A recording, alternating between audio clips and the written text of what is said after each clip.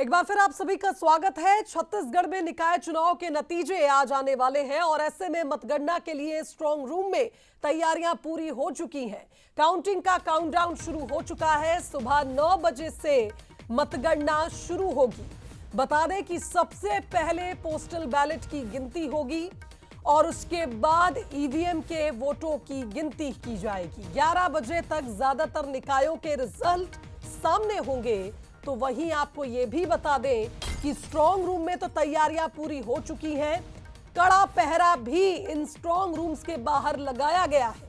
11 फरवरी को शहर सरकार के लिए मतदान हुआ था और आपको बता दें कि आज वो दिन है जब महापौर की महाभारत कौन जीतेगा ये स्पष्ट होने वाला है। निकाय चुनाव के नतीजे आ जाएंगे। उम्मीदवारों पर नजर डालें तो इस बार महिला प्रत्याशियों को आपने देखा सबसे ज्यादा प्रायोरिटाइज किया गया दोनों ही दलों की ओर से, और इसलिए भी इस बात को खास माना जा रहा है क्योंकि छत्तीसगढ़ में इस बार महिला मतदाताओं की भी संख्या पुरुषों से ज्यादा है। 11 बजे तक ज्यादातर निकायों के रिजल्ट आ जाएंगे और देखना होगा कि इस बार आधी आबादी ने किस पर भरोसा जताया है, जनता का आशीर्वाद किसको मिला है और कौन इस बार शहर में सरकार बनाएगा। दोनों ही राजनीतिक दल, भारतीय जनता पार्टी हो, कांग्रेस हो, तमाम दावे वादे करते नजर आए। मैनिफेस्टो में सभी को जगह दी गई, सभी के बारे में ध्यान रखा गया, हर वर्ग को साधने का प्रयास ज्यादातर किया गया।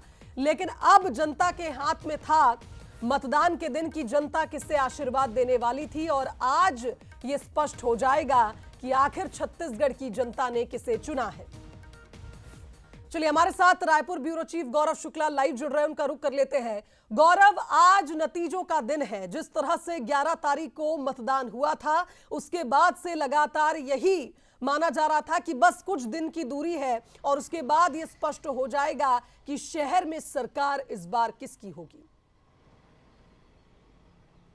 जी बिल्कुल, देखिए तमाम प्रत्याशियों के साथ प्रदेश की जनता का इंतज़ार जो है वो आज खत्म हो जाएगा। अब से कुछ ही देर बाद 9 बजे से मतगणना की प्रक्रिया जो है वो शुरू होगी और सबसे पहले यदि हम बात करें तो जो मतपेटी है उसकी गणना होगी और उसके बाद 9:30 बजे से जो ईवीएम्स है उसकी गणना शुरू हो जाएगी। और सबसे पहले देखा जाए तो महापौर प्रत्याशियों के रिजल्ट जो है वो सामने आएगा और उसके बाद साथ ही साथ यदि हम बात करें तो पूरे प्रदेश में जो पार्षदों के मतगणना है, पार्षद प्रत्याशियों की, वो भी चलते रहेगी और 11 बजे से लगभग रुझान भी आना शुरू हो जाएंगे। लेकिन सबसे बड़ी बात यह है कि रुझान और परिणाम को लेकर जो प्रत्याशी है वो काफ़ी आश्वस्त नजर आ रहे थे। तमाम लोग अपने जीत के दावे कर रहे हैं, लेकिन जो राजनीतिक समीकरण छत्तीसगढ़ में इन दिनों बना हुआ है वो कहीं ना कहीं चौंकाने वाले परिणाम सामने लाएगा, ऐसा अंदाजा लगाया जा रहा है।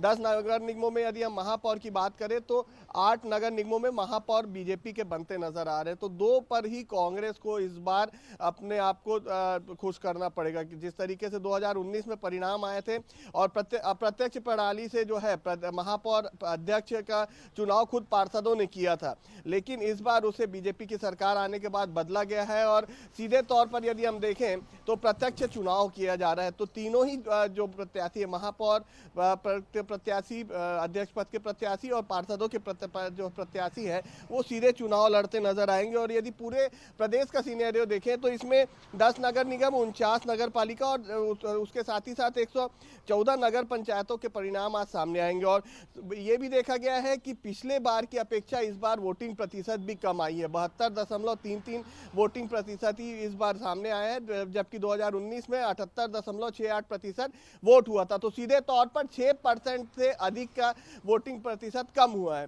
तो कहीं ना कहीं लोग जो है वो आगे बढ़ चढ़कर हिस्सा नहीं लिए हैं। आरोप प्रत्यारोप का दौर रहा। कांग्रेस का आरोप था कि परिसीमन गलत तरीके से हुआ, जिसके चलते लोग भटकते नजर आए और इसी के चलते वोटिंग जो है वो कम हुई है। तो सीधे तौर पर आरोप प्रत्यारोप का भी दौर रहा। लेकिन जिस तरीके से महिलाओं को बढ़ चढ़कर आगे आना था, महिलाएं इस बार बढ़ चढ़कर आगे नहीं आई हैं। उन्होंने अपने वोट का जो अधिकार है उसे पूरी तरीके से नहीं किया है। पुरुष मतदाता कहीं ना कहीं 1 से 2% महिला मतदाताओं से आगे नजर आए हैं। इंतजार है, यदि हम बात करें तो जितने भी स्ट्रांग रूम है प्रदेश में, उन सभी स्ट्रांग रूम में जो एजेंट है, पोलिंग एजेंट है और बाकी अधिकारी हैं, उनके पहुंचने का सिलसिला भी शुरू हो गया है और उन्हें भी इंतजार है तो काउंटिंग का। प्रत्याशियों के दिल की धड़कन तेज है, क्या परिणाम आएगा, किस तरीके से उनके पक्ष में परिणाम आएगा, इसे लेकर भी वो पूरी तरीके से चिंतित है और दिमाग में अभी उनके केवल और केवल परिणाम ही चल रहा है। जी बिल्कुल सही कहा गौरव आपने। और देखिए जिस तरह से इस बार प्रत्याशी चयन को लेकर भी हमने देखा, कई बार ऐसा राजनीतिक दलों ने दावा किया कि हम स्थानीय नेताओं को इसलिए चुन रहे हैं क्योंकि एक तो नगरीय निकाय चुनाव में स्थानीय मुद्दों को ही उठाया जाता है, दूसरी ओर इस बार बीजेपी ने एक बढ़त बताने की भी कोशिश करी कि देखिए हम इतने महीनों से अपनी सरकार अब यहां चला रहे हैं, जनता हमारी बातों से, हमारे वादों से प्रभावित इसलिए भी है क्योंकि हमने मोदी की गारंटी दी है। लेकिन कांग्रेस दूसरी ओर यह कहती नजर आई कि स्थानीय नेता, स्थानीय मुद्दे और खास करके शहर सरकार के दौरान मोदी की गारंटी नहीं चलने वाली। तो अब देखना होगा, कई निगम ऐसे हैं, नगर निगम, जहां पर टक्कर सीधी नजर आ रही है। रजत भी हमारे साथ जुड़ चुके हैं। रजत, अगर जगदलपुर की बात की जाए तो यहां पर हमने स्पष्ट रूप से देखा किरण देव सिंह काफी कॉन्फिडेंट थे। उनका मानना है चूंकि मैं इस क्षेत्र से एक गहरा कनेक्शन रखता हूं, जनता हमारी सरकार के कामों से प्रभावित हुई है और 11-12 महीने, अब मुझे लगता है 13 महीने हो चुके हैं साय सरकार को, इस कार्यकाल से प्रभावित होकर इस बार जनता बीजेपी को चुनेगी। बिल्कुल शुभांगी जी, ये लोगों के मन में भी यही बात थी और इसीलिए भाजपा के लोग काफ़ी कॉन्फिडेंट दिखाई दे रहे थे। केंद्र के बाद राज्य सरकार और उसके बाद जो तीसरा इंजन है ये नगरीय निकाय के रूप में लगाने की तैयारी, और इसी बात को बीजेपी के लोगों ने बहुत जमकर प्रचारित किया था। इसका असर चुनाव में देखने को भी मिला। जो मैंडेट है वो बीजेपी की ओर हल्का फुल्का झुकता हुआ पहले दिन से ही दिखाई दे रहा था। इसके अलावा अगर बात करें तो कांग्रेस और भाजपा के बीच में हर वार्ड में मुख्य मुकाबला इन्हीं दो दल के पार्षदों के बीच में था। 48 वार्डों का जगदलपुर नगर निगम है और लगभग 154 प्रत्याशी यहाँ खड़े हैं, लेकिन मुख्य मुकाबला जो है वो बीजेपी कांग्रेस के बीच में था।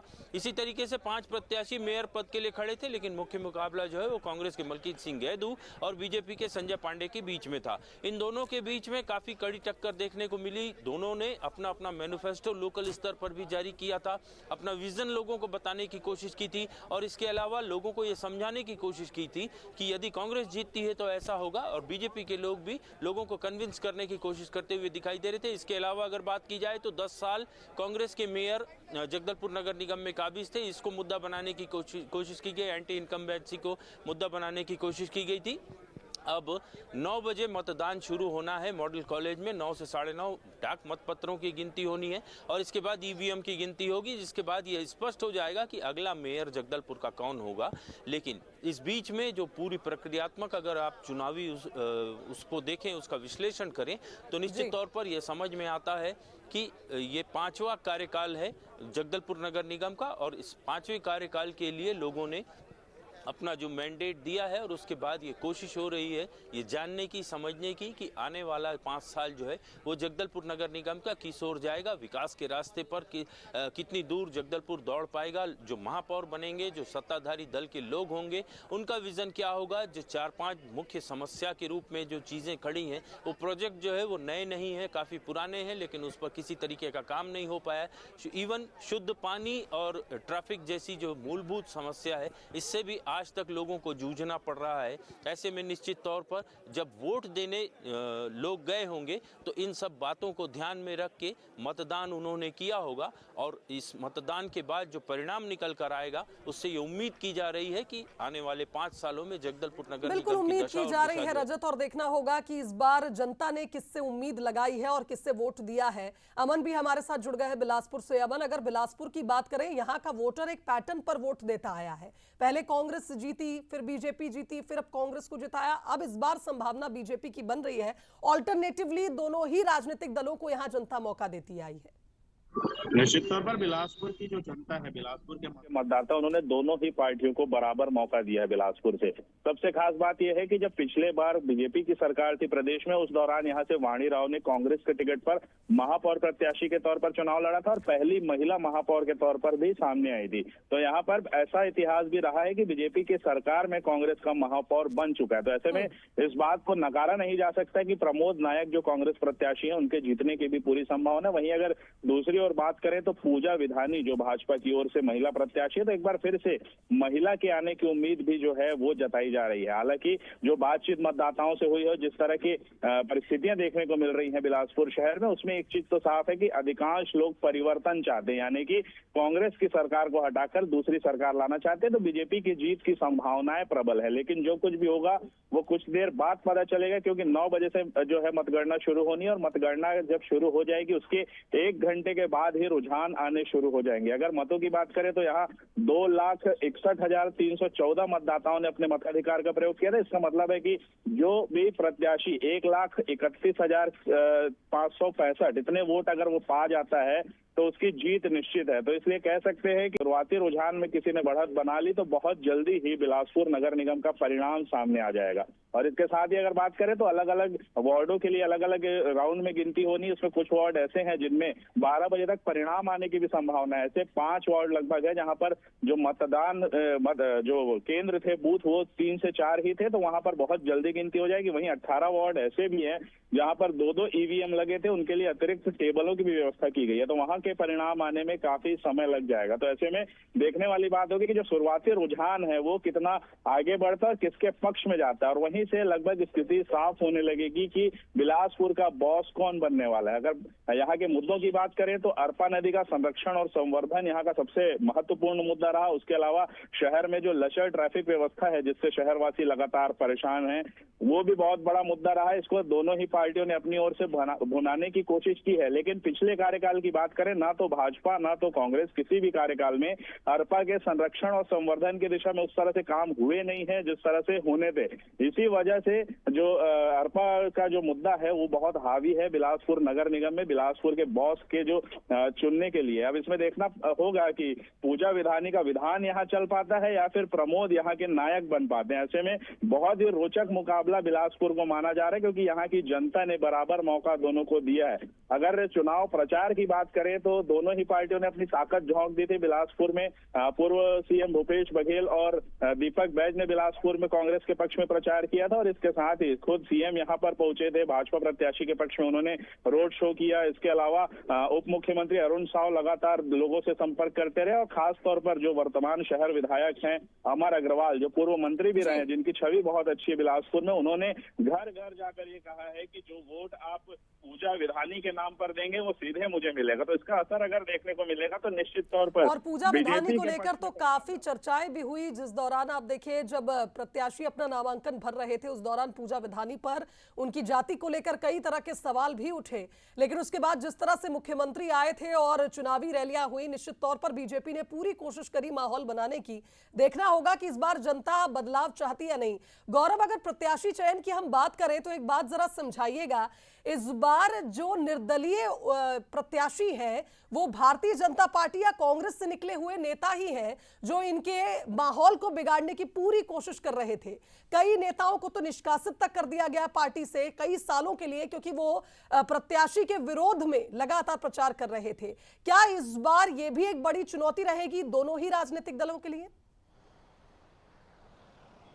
जी बिल्कुल, देखिए जो प्रत्याशी चयन के दौरान विवाद हुआ था, कई ऐसे पार्षद थे जिन्होंने पिछले 5 साल पार्टी के लिए और अपने खुद के साथ ही साथ पूरे क्षेत्र के लिए अच्छा काम किया था, और वहां पर उनकी छवि भी अच्छी थी। और ऐसे प्रत्याशियों को न केवल कांग्रेस ने, बीजेपी ने भी टिकट नहीं दी थी, जिससे नाराज होकर उन्होंने निर्दलीय चुनाव लड़ा है। तो कई प्रदेश में कई ऐसे वार्ड है जहाँ पर जो त्रिकोणीय मुकाबला है वो देखने को मिलेगा। रायपुर की यदि मैं बात करूँ तो रायपुर में ही कई ऐसे बड़े नाम है, चाहे कांग्रेस की बात कर ले या बीजेपी की, जो कोरोना काल में सीधे तौर पर लोगों के बीच रहे, अपनी छवि के साथ साथ पार्टी की छवि को भी उन्होंने वहां पर अच्छे से सामने लाया था कि हमारे द्वारा काम किया जा रहा है, हमारे पार्टी के द्वारा काम किया जा रहा है। लेकिन उसका फायदा कांग्रेस और बीजेपी नहीं उठाई, और कहीं ना कहीं उसका नुकसान भी देखने को मिलेगा। यदि मैं राजधानी रायपुर की बात करूं तो राजधानी रायपुर में जो प्रत्याशी चयन हुआ था उसे लेकर कांग्रेस और बीजेपी में काफी गहमा गहमी का माहौल था। रायपुर में तो कई वार्ड ऐसे थे जो आखिरी तक दोनों ही दल अपने जो टिकट का चयन है, प्रत्याशियों का चयन है, उसे नहीं कर पाए थे। और सीधे तौर पर पिछले 5 साल का जो कार्यकाल था उसे बीजेपी ने मुद्दा बनाया। न केवल भूपेश सरकार के दौरान जो कार्यकाल था, उसके साथ ही साथ जो महापौर एजाज ढेबर का कार्यकाल था उसे बीजेपी ने मुद्दा बनाया था। और सीधे तौर पर प्रत्याशियों को भी उन्होंने घेरा था और कहा था कि जो प्रत्याशी है, जो पार्षद है, उन्होंने कुछ काम नहीं किया था और अब आप जो वोट देंगे वो प्रत्याशियों को देख के देंगे, क्योंकि प्रत्याशी यदि सही रहता है तो कहीं ना कहीं उसका फायदा जनता को मिलता है। तो नुकसान तो दोनों ही दल को देखने को मिलेगा। त्रिकोणीय मुकाबला रहेगा और त्रिकोणीय मुकाबले के साथ साथ कई ऐसे पार्षद प्रत्याशी निर्दलीय खड़े हुए हैं जिसके सीधे तौर पर पार्टी के बड़े नेताओं से भी संपर्क रहा है। तो कहीं ना कहीं बड़े नेताओं का सपोर्ट भी बैक टेबल जो है उन्हें मिलता नजर आया है। वो सीधे तौर पर तो नहीं, लेकिन कहीं ना कहीं पीछे से उनके सपोर्ट में खड़े नजर आए और उनके लिए वोट अपील अलग अलग माध्यम से करते नजर आए हैं। तो त्रिकोणीय मुकाबला भी देखने को मिलेगा और पार्षद प्रत्याशी 101% जो है वो जो परिणाम है उस पर असर डालते नजर आएंगे। और कई जगह तो ऐसा रहेगा कि निर्दलीय जो है वो बड़ी संख्या में जीत के भी सामने आ सकते हैं। रायपुर में इस तरीके का जो परिणाम है वो देखने को मिल सकता है, क्योंकि रायपुर में ज्यादा निर्दलीय प्रत्याशी ऐसे हैं जो पार्षद रह चुके हैं। ये इतना नहीं, वो MIC सदस्य भी रहे और पार्षद भी रहे, तो कहीं ना कहीं उसका नुकसान जो है वो दोनों ही प्रमुख दल को उठाना पड़ेगा। जी बिल्कुल सही कहा गौरव आपने। जिस तरह से आप देखिए विरोध के सुर उठे और दोनों ही पार्टियों ने इन सुरों को झेला भी, और इसके बावजूद आप देखिए कई नेताओं को पार्टी से निकालना तक पड़ा, इतनी बड़ी कार्रवाई तक करनी पड़ी क्योंकि माहौल बिगड़ता जा रहा था दोनों ही राजनीतिक दलों का। और ऐसे में अब देखना होगा कि इस बार जनता ने किसे चुना है, क्योंकि आप देखिए जगदलपुर की अगर बात करें रजत, तो यहां पर शिवसेना भी मैदान में है, आम आदमी पार्टी भी मैदान में है। कुल मिलाकर यह कहा जाए यहां पर भी महापौर की जो रेस है वो इतनी आसान नहीं होगी। बात से ही ये समझ में आ रहा था, जो दिग्गज हैं उनके वार्डों में भी मामला फंसा हुआ दिखाई दे रहा है, चाहे वो बीजेपी के लोग हों चाहे कांग्रेस के। इंटरनल जो पॉलिटिक्स थी वो काफ़ी हावी थी। लोग अपने आप में पिछले काफ़ी समय से उन वार्डों में सक्रिय थे, अपनी बात लोगों तक पहुंचाने की कोशिश कर रहे थे। और जब पार्टी ने उन्हें अपना प्रत्याशी नहीं बनाया तो स्वाभाविक तौर पर उनका गुस्सा देखने को मिला है। और इसकी वजह से न केवल त्रिकोणीय मुकाबला हुआ, बल्कि जो संबंधित वार्ड में जिस पार्टी के लोग बागी हुए वहाँ सीधे तौर पर उस पार्टी को नुकसान पहुंचता हुआ दिख रहा था। देखिए यहाँ बीजेपी और कांग्रेस दोनों ही दल के लोग यहाँ खड़े हैं। फरवरी का महीना है और ठंड थोड़ी सी अभी भी पड़ती है। ऐसे में ये धूप का आनंद लेते हुए लोग दिखाई दे रहे हैं। अशु भाई बताओ, क्या आपको उम्मीद है? उम्मीद नहीं, पूरा भरोसा है। शहर में कमल खिलने वाला है निश्चय। पार्षदों की अगर बात करें, पार्षद भी बहुमत की संख्या के साथ भाजपा के ही झोली में आएगी और महापौर भी एक बहुत शानदार अंतर के साथ हमारे ही पास आएगी। कितने पार्षद जीत रहे हैं? 35 के आसपास। अच्छा, इसके अलावा बात करें जहाँ जो दिग्गजों के वार्ड थे जहाँ मामला फंसा हुआ है, वहाँ कैसे डील कर रहे हैं? देखिए, एक नैरेटिव सेट करने की कोशिश की गई थी, लेकिन ये तय है कि जहाँ भी आप दिग्गज की बात कर रहे हो, जनता ने उनका काम वहाँ देखा है और जनता उन पर भरोसा करती है और निश्चय ही जनता उन्हीं पे भरोसा इस बार भी दिखाएगी। देखिए, कुछ और लोग हैं, उनसे भी पूछेंगे। उनके वार्ड में भी स्थिति फंसती हुई दिखाई दे रही थी। नरेंद्र भाई, ये बताइए आपके शांतिनगर वार्ड में स्थिति कैसी है? बन जाएगा, बहुत अच्छा रिजल्ट है। कांग्रेस ने अच्छा बेहतरीन प्रदर्शन उस वार्ड में किया है और हमारे महापौर जी को भी बढ़त हमारे वार्ड से भरपूर मिलेगा। देखिए, ये अपने अपने दावे हैं निश्चित तौर पर, चाहे वो कांग्रेस हो चाहे बीजेपी हो, उनके जो दावे जो हैं, लेकिन सच्चाई ये है कि मामला जो है कई वार्डों में फंसता हुआ दिखाई दे रहा था। बहुत वरिष्ठ पार्षद हैं, 6वीं बार 5 बार लगातार पार्षद रह चुके हैं और 6वीं बार चुनाव लड़ रहे थे यशवर्धन राव, जिन्होंने हाल ही में कांग्रेस से बीजेपी में जो है वो शामिल हुए थे। उनके वार्ड में भी मामला फंसता हुआ दिखाई दे रहा है। ऐसे कई पार्षद हैं जो 4 से 5 बार तक नगर निगम में प्रतिनिधित्व कर रहे थे और उसके बाद इस बार टिकट वितरण में जो गड़बड़ी हुई है, जो वार्ड का परिसीमन बदलने की वजह से उन्हें वार्ड बदलने की नौबत आई थी, ऐसे सारे वार्ड में मामला फंसता हुआ दिखाई दे रहा है। और दोनों ही दल के लोग हालांकि दावा कर रहे हैं कि न केवल उनका महापौर कैंडिडेट जीत रहा है, बल्कि पार्षदों में भी उनकी संख्या जो है वो बहुमत को छुएगी। हालांकि 2 से ढाई घंटे के भीतर अभी मतगणना शुरू होने के बाद ये स्थिति साफ हो जाएगी। लेकिन लोगों ने जो मैंडेट दिया है उस मैंडेट को लेकर के यहाँ काफ़ी चर्चा है सुबह से, और इसको लेकर के दोनों ही राजनीतिक दल के लोग भले ही अपने अपने तरीके से दावे कर रहे हो, लेकिन सच्चाई ये है कि जो बिल्कुल रजत, जो यानी खाका थोड़ा और दिखाई दे रहा इंतजार करना होगा और जैसे ही 9 बजेंगे उसके बाद जब काउंटिंग शुरू होगी तो धीरे धीरे स्थिति स्पष्ट हो जाएगी कि आखिर इस बार जनता ने किस पर भरोसा जताया। प्रमोद हमारे साथ जुड़ गए हैं राजनांदगांव से। प्रमोद, अगर राजनांदगांव की बात करें, डॉक्टर रमन सिंह का प्रभाव वाला ये क्षेत्र जहां बीजेपी इस बार काफी कॉन्फिडेंट नजर आई, क्योंकि प्रत्याशी भी बहुत सोच विचार कर बीजेपी ने यहां चुना। क्या लगता है आपको इस बार किस तरह का माहौल राजनांदगांव में बना था और क्या आज के नतीजे चौंकाएंगे या फिर पहले से ही स्पष्ट नजर आ रही थी तस्वीर?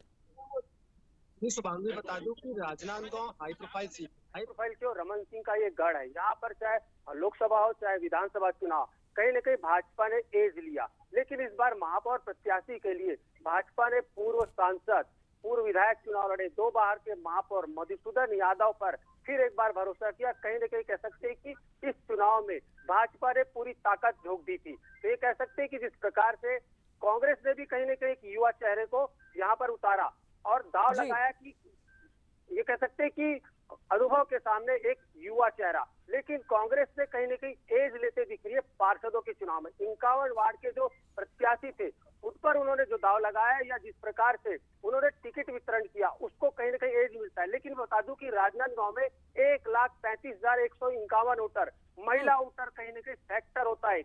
3% लगभग महिलाएं यहाँ पर अधिक मतदाता है। लेकिन ये कहे कि जब मतदान हुआ तो लगभग 2 से 3% के बीच में मतदान कम होना, महिलाओं का वोट प्रतिशत एक बड़ा फैक्टर होता है। और जिस प्रकार से ये किसको नुकसान करता है या किसको एज करता है, ये बड़ी बात होगी। और देखने वाली बात होगी कि पिछले चुनाव में कई पार्षद ऐसे थे जो 2 वोट से 3 वोट से 5, 8, 10 वोट से जीते थे। तो ये कह सकते हैं कि कुछ ऐसे वार्ड है राजनांदगांव के जहाँ पर पेच फंस सकता है, क्योंकि मतदान प्रतिशत महिलाओं का कम होना अपने आप में किस पार्टी को नुकसान करता है, यह तो 9 बजे जब ईवीएम खुलेगी यह देखने वाली बात होगी। लेकिन ये कह सकते हैं कि कहीं न कहीं राजनांदगांव एक रमन सिंह का गढ़ है, इसलिए पूरे प्रदेश की नजर राजनांदगांव पर रहती है। बिल्कुल सही कहा प्रमोद आपने, सबकी नजरें सभी नगर निगमों पर भी हैं और जनता ने किसको अपने लिए चुना है ये तो अब कुछ देर बाद स्पष्ट हो जाएगा। अमन का रुख करूंगी। माहौल की बात हो गई अमन, अब तैयारियों की बात कर लेते हैं। मतदान के दौरान आप देखिए 55% मतदान इस बार बिलासपुर में हुआ, लेकिन आप ये भी देखिए कि इस दौरान कई घटनाएं हुई। कहीं ईवीएम लूटने की खबर आई, कहीं कार्यकर्ताओं में झड़प हो गई, मारपीट हो गई, पुलिस तक को बीच में आना पड़ा। अभी फिलहाल क्या तैयारियां की गई हैं? आज चूंकि काउंटिंग का दिन है और कुछ ही देर बाद काउंटिंग शुरू होगी, स्ट्रांग रूम के बाहर किस तरह से पहरा जमाया गया है, पुलिस बल की क्या कुछ तैयारी? देखिए, स्ट्रांग रूम के सामने तो कल से ही तैयारियां पूरी कर ली गई थी। जो पुलिस जवान है वो कल दोपहर से ही वहां तैनात हो गए। अगर बात करें तो आंकड़ों की, तो लगभग 150 जवानों की तैनाती छत्तीसगढ़ पुलिस के द्वारा की गई। इसके अलावा सीआरपीएफ के जवान भी वहाँ तैनात है जो सुरक्षा व्यवस्था को देख रहे हैं। इसके अलावा जो झड़प की स्थिति लगातार बिलासपुर शहर में देखने को मिली थी, चाहे वो निर्दलीय प्रत्याशी और भाजपा प्रत्याशी के बीच के लोगों के बीच हो, या फिर कहीं कहीं पे ऐसी स्थिति भी देखने को मिली कि जो पुलिस वाले हैं उनसे ही प्रत्याशी के जो समर्थक है वो भिड़ गए थे। तो इस तरह की स्थिति को देखते हुए प्रशासन ने काफी तैयारी की है। जो भी वहां पहुंचने वाले लोग हैं उनकी सघन जांच की जा रही है। इसके अलावा बैरिकेडिंग वहां पर पूरी तरह से कर दी गई है। जो स्ट्रांग रूम बनाया गया शहर के बाहर 10 किलोमीटर की दूरी पर जो है स्ट्रांग रूम स्थापित है कोनी में, वहां पे पूरी तरह से व्यवस्था है। और जो जिस तरह की स्थिति बिलासपुर शहर में पिछले मतदान के दिन देखने को मिली थी, उस स्थिति को देखते हुए प्रशासन मुस्तैद है और इस चीज की कोशिश की जा रही है कि इस तरह की कोई भी परिस्थिति दोबारा ना बने। क्योंकि जिस तरह से स्थानीय चुनाव है उसमें स्थानीय मुद्दे हावी होते, उसी तरह से जो लोग हैं वो भी आपसी कुछ बातों को लेकर अक्सर भिड़ते नजर आ जाता है। बिलासपुर में ये साफ तौर पर मतदान के दिन देखा गया था। उसके बाद FIR भी हो गई थी कुछ लोगों पर। तो ये सारी चीजें इस ओर इशारा करती कि फिर से बिलासपुर में स्थिति बन सकती है और इस चीज को लेकर प्रशासन और पुलिस भी अलर्ट है और उसके लिए तमाम तैयारियां वहां पर पूरी कर ली गई है। कुल मिलाकर ये कहा जाए प्रशासन अलर्ट है, तैयारियां पूरी हो चुकी हैं और अब इंतजार करना होगा। जैसे ही 9 बजेंगे उसके बाद काउंटिंग भी शुरू हो जाएगी और फिर तस्वीर स्पष्ट हो जाएगी कि जनता ने इस बार किसे चुना है अपने लिए। फिलहाल बहुत शुक्रिया आप तीनों का तमाम बातचीत के लिए, तमाम अपडेट्स हम तक पहुंचाने के लिए।